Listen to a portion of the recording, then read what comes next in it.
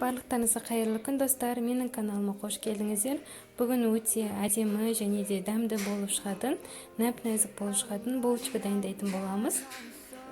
Ол үшін бізге сүтімізді табамызға құйып қоямыз. Сүт міндетті түрде жылы болу керек. Үстіне дрожжымызды саламыз. Жақсылап тұрып араластырамыз да 5 минутке бетін жауып қоямыз. 5 минут өткен соң үстіне жұмыртқамызды саламыз. Секерімізді, тұзымызды және де ең соңынан сұйық майымызды құямыз.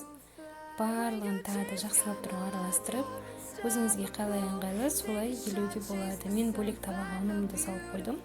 Соған салып, жақсы қылып қамыр елейміз.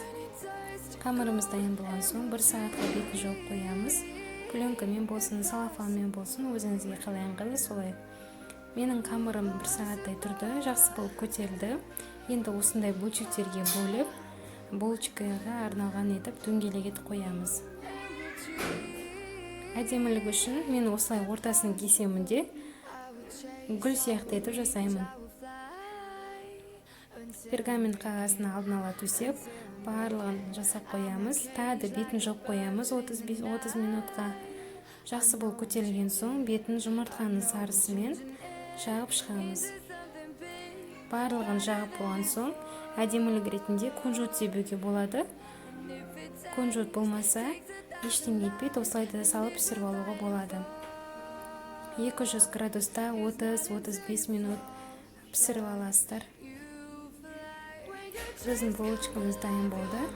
Барлықтарыңызға ас болсын. Жақындарыңызды қуантып, осындай керемет булочка жасауға кеңес беремін. Видеоның соңына дейін қарасаңыздар, комментарий жазып, лайк басып және де подписаться етуге ұмытпаңыздар. Жақындарыңызды қуантып, осындай ең дәмді болып шығатын булочка жасауға кеңес беремін. Барлықтарыңызға ас болсын.